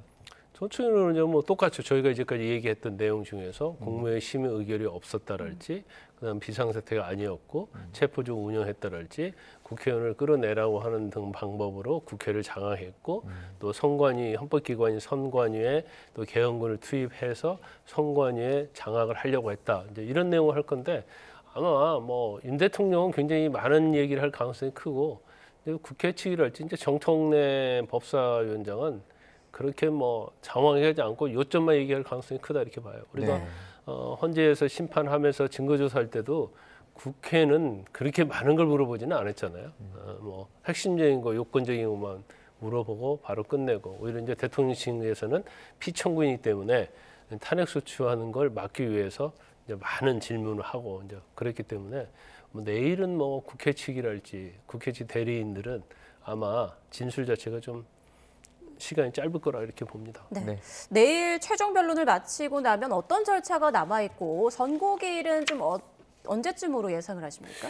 일단 뭐 제가 볼 때는 헌법재판소는 일단 평의는 시작됐다 이렇게 봐요. 왜냐하면 지금 내일이 변론 종결이면 원래 내일부터 평의를 시작하는 게 맞죠. 내일 끝나고. 그런데 내일은 별 큰 의미가 없거든요. 당사의 주장이기 때문에. 그래서 이 뭐 언론 보도 보면 이미 평의를 시작했다는 그 언론 보도도 나와요. 그러면 이제 재판관들이 이제 변론 그 평결 자체는 표결은 지금은 할 때는 아니고요. 이제 변론 종결을 한 다음에 표결로 이제 평결을 하죠. 처음에 이제 평의할 때 이제 의견 듣는 거거든요. 그럼 제일 가장 중요한 게 주심 재판관이니까 주심 재판관이 뭐 의견 개진하고, 그다음에 주심 재판 뒤에 이제 후임 재판관들이 쭉 의견 개진하고, 그다음에 이제 평결하고 결정이 되면 이제 초안 작성하고, 아마 초안 작성할 때쯤 해서 하기 직전 초안을 작성한다는 것은 이제 반대 찬성이 딱 나오는 거거든요. 그래야지 초안을 작성할 수 있는 거예요. 그런 이제 초안 작성에 들어가기 전에 이제 마지막 평의가 될 거고, 아니 그 이후에도 이제 평의를 할 수 있는데 그 평결문에 대한 평의를 하겠죠. 이렇게 평결문이 나가는 게 맞는지, 뭐 반대 의견이 있다고 다수냐 소수냐 그런 의견이 제대로 거기에 반영이 됐는지 이제 그 부분 가지고 평의는 할 수 있겠죠. 근데 거의 초안 작성 직전에 한 평의로 결정이 되고, 초안이 작성되면 이제 문구 같은 걸 가지고 평의를 하는 거기 때문에 그렇게 뭐 중요하지는 않다 이렇게 봅니다. 여권 일각에서는 그다음에 한 가지 말씀드리면 이제 초안 정도 작성할 정도 어떤 평결이 이루어지면 그다음에 이제 선고 날짜를 잡겠죠. 자, 그러면 여권 일각에서는 이제 헌재의 지금까지 진행된 절차의 공정성을 문제 삼는 목소리도 나왔었거든요. 헌재가 뭐 지금 시점에서 이것도 좀 포함해서 고심을 하고 있을까요? 아니, 공정성 문제는 이제 제가 볼 때는 이미 뭐 수면 아래로 가라앉았다고 봐요. 처음, 중간 이런 경우에 또 이념적 성향이랄지, 특히 마은여 헌법재판관의 임명이랄지, 또 그 마은여 헌법재판관과 관련된 권한쟁의 심판 이런 것들이 사실은 굉장히 뭐 너무 속전속결로 이루어지고, 이제 원래 먼저 해야 할 헌법재판소 심판이 뒤로 가고 우리 나중에 해도 되는 게 앞으로 막 그러면서 계속 많은 공격을 받았잖아요. 그런데 지금 뭐 헌재에서 심판의 어떤 시간이 좀 지나면서 이제 그런 부분은 상당히 완화가 됐다 이렇게 봅니다. 네. 그래서 아직은 뭐 지금은 내일 변론 연기를 앞두고 있지만 이제 공정성에 관한 말은 이제 지금 많이 나오진 않죠.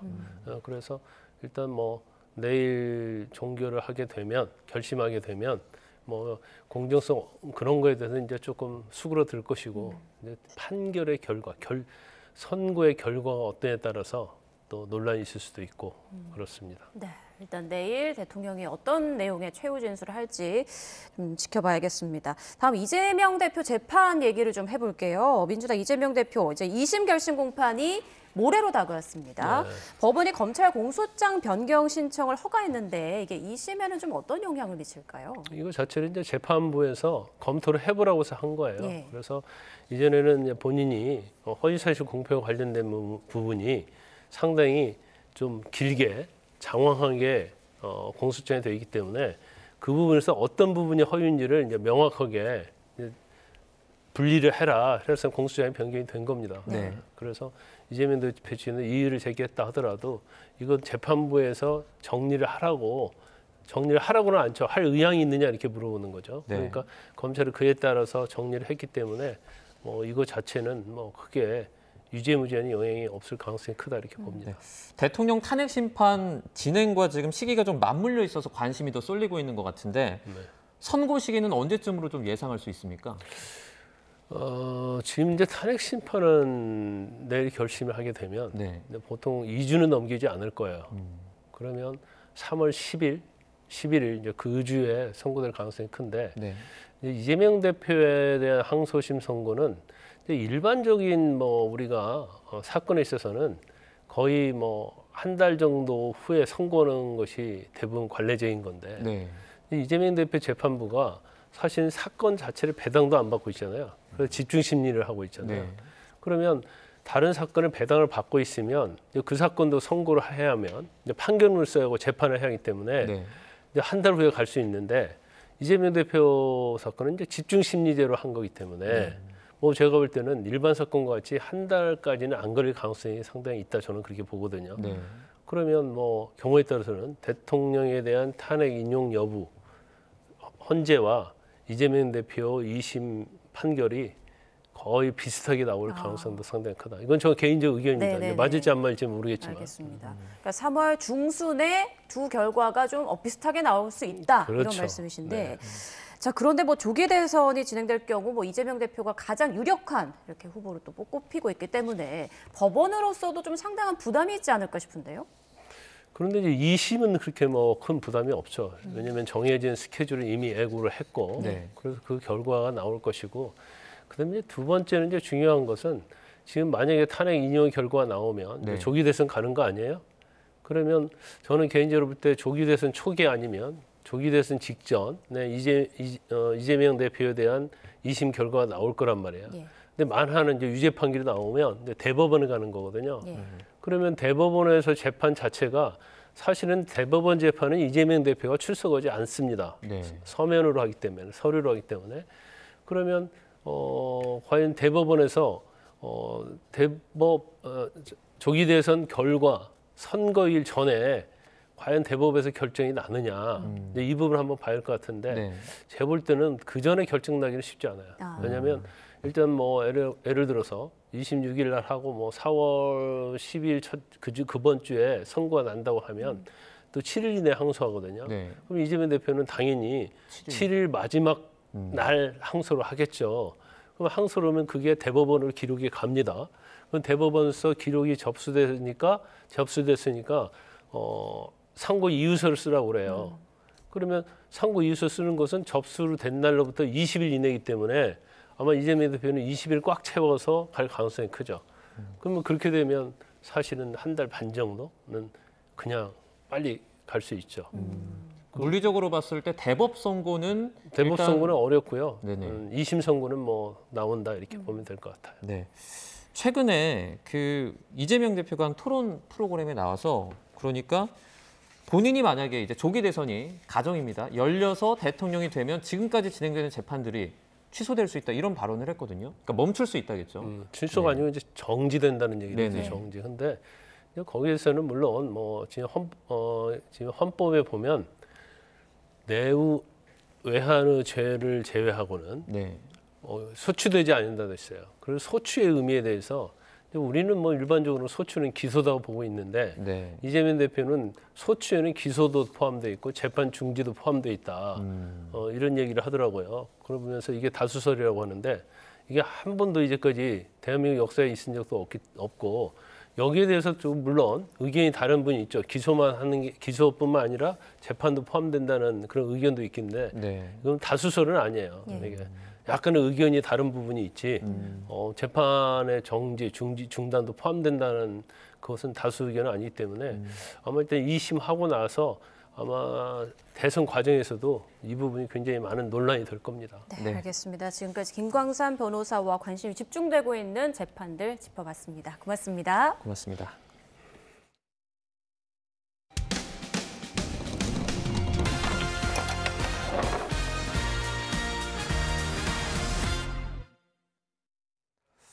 앞서 YTN은 보이스피싱 일당이 피해자를 모텔에 고립시킨 채 돈을 빼돌린 사건을 보도해드렸는데요.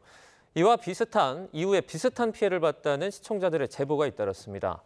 그런데 공통적으로 피해자에게 악성 앱을 깔게 한 뒤 휴대전화를 장악했던 것으로 파악됐습니다.